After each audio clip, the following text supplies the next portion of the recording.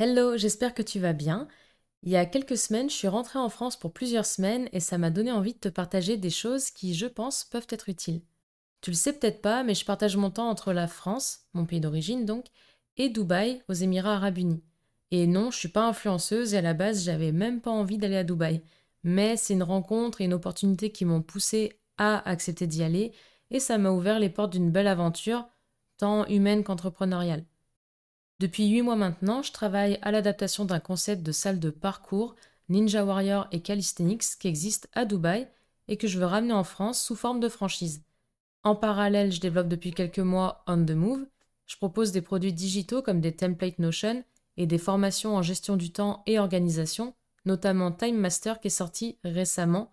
Et d'ailleurs, ce podcast que j'avais envie de faire depuis quelques années déjà fait aussi partie d'On the Move. Et enfin, en dehors de tout ça, j'ai aussi une carrière de musicienne plus ou moins remplie selon les périodes, avec également l'organisation de stages de batterie intensifs en France et prochainement à l'étranger aux États-Unis. Bref, t'as compris, je suis bien occupée et pourtant, mes journées sont loin d'être remplies uniquement de travail. Et aujourd'hui, j'aimerais notamment te parler de l'adaptation de mon organisation et de ma gestion du temps en fonction de là où je me trouve et des leçons que j'ai apprises de cette expérience. En France, depuis plusieurs années maintenant, j'ai un rythme de vie qui est plutôt calé. Vers 9 heures, je me réveille, je prends mon petit-déj, toujours le même d'ailleurs, c'est un shaker avec banane, beurre de cacahuète et whey que j'ai préparé la veille au soir. Je me prépare et je vais faire mon sport 5 fois par semaine. Le mercredi et le samedi, c'est un peu différent parce que généralement, je fais pas de sport ces matins-là. Donc soit je m'occupe des courses ou de petites tâches, soit je profite de ma matinée pour lire, faire de la musique, etc. Ensuite, vers midi et demi, 13 heures, je mange. Et en début d'après-midi, soit j'ai des rendez-vous, soit je fais quelques tâches, soit je vois des amis ou de la famille quand ils sont dispo, soit je fais des activités créatives.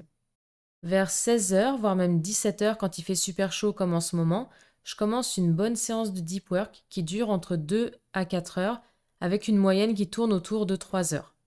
Le soir, petit repas tranquille et généralement soit je fais de la musique, soit je sors voir des amis ou dans des événements parce que ma ville organise plein de concerts notamment l'été, soit je reste tranquille chez moi et ces soirées relax.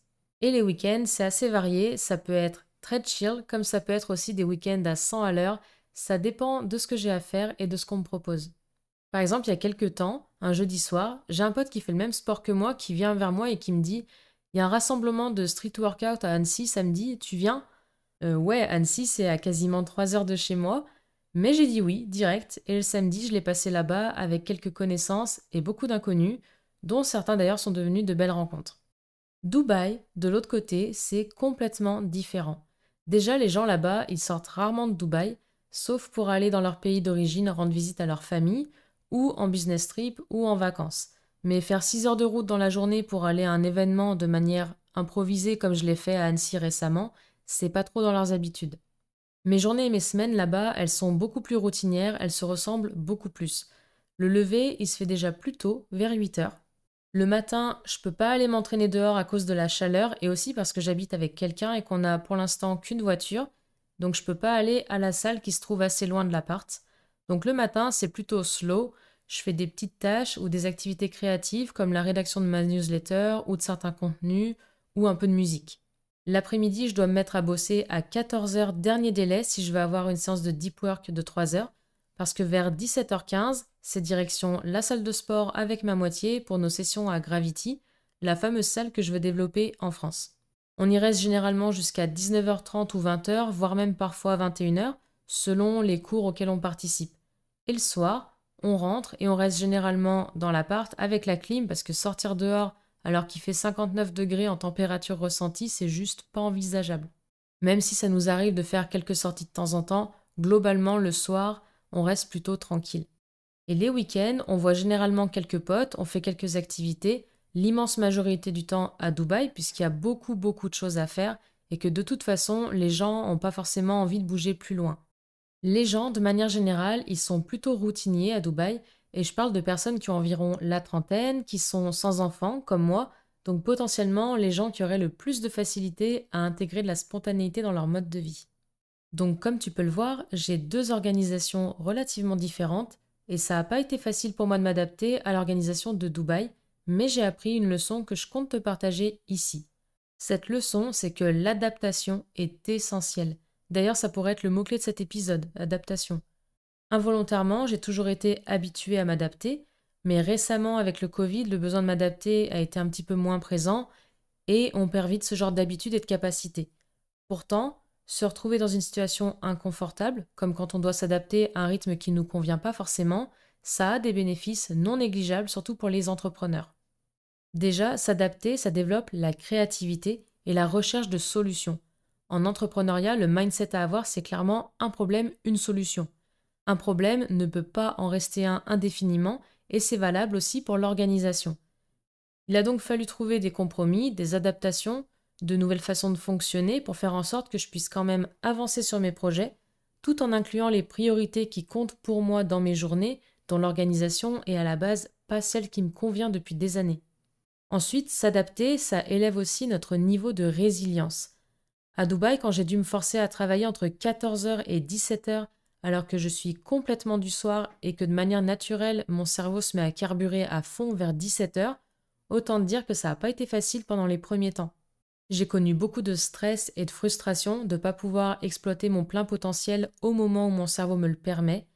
Et si je veux travailler le soir, je dois faire une croix sur mon sport, ce qui est inconcevable pour moi parce que ça participe grandement à mon équilibre et à ma santé mentale et physique. Faire mon sport, pour moi, c'est non négociable. Avec le temps, j'ai fini par accepter que mes séances de deep work à Dubaï sont globalement moins productives que mes séances de deep work en France, du fait que je sois beaucoup plus alerte et mentalement productive et focus après 17 heures.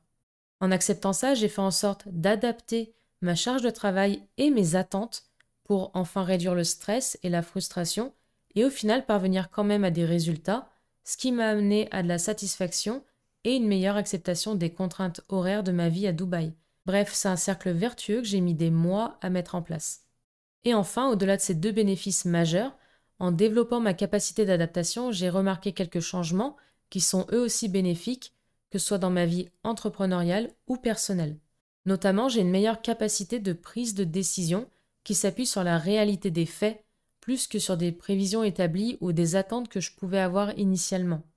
J'ai aussi développé une plus grande agilité opérationnelle avec une capacité à pivoter et à affiner certains aspects de mes activités. Et enfin, j'ai augmenté ma réactivité, que ce soit au changement ou aux opportunités, grâce notamment à une meilleure flexibilité et une meilleure gestion du stress qui ont été développées, comme je disais précédemment, en acceptant d'être dans un mode d'organisation moins confortable et en trouvant des manières d'y trouver quand même mon compte malgré tout. En bref, cette opportunité d'aller à Dubaï, elle a complètement bouleversé ma vie et mon organisation. Ça n'a pas été facile pour moi qui suis habituée depuis longtemps à vivre selon mes règles et mon propre rythme, mais ça m'a appris des leçons et ça m'a apporté des compétences qui me sont au final vraiment utiles dans mon business et mes projets. Alors le seul conseil que je pourrais te donner, sans parler d'aller vivre dans un pays étranger auquel tu connais rien, comme c'était mon cas à propos de Dubaï il y a quelques temps, c'est de faire en sorte de sortir de ta zone de confort en termes d'organisation, le temps d'une semaine, d'un mois, d'un trimestre, voire même plus, pourquoi pas. Ça pourra t'aider à développer ta résilience et ta capacité d'adaptation, et ces compétences, elles te seront vraiment utiles dans l'entrepreneuriat, que ce soit pour l'agilité opérationnelle, l'innovation, la créativité, la recherche de solutions ou encore la gestion de l'incertitude et du stress. Si tu as aimé cet épisode, tu peux me mettre 5 étoiles ou un commentaire selon la plateforme sur laquelle tu l'écoutes. Ça m'aide à faire connaître le podcast et ça m'encourage à continuer de produire du contenu. Et dis-moi si toi aussi tu as connu des situations où tu as dû adapter ton organisation sans que ce soit hyper facile pour toi. On se retrouve dans le prochain épisode. D'ici là, prends soin de toi. Très belle journée à toi.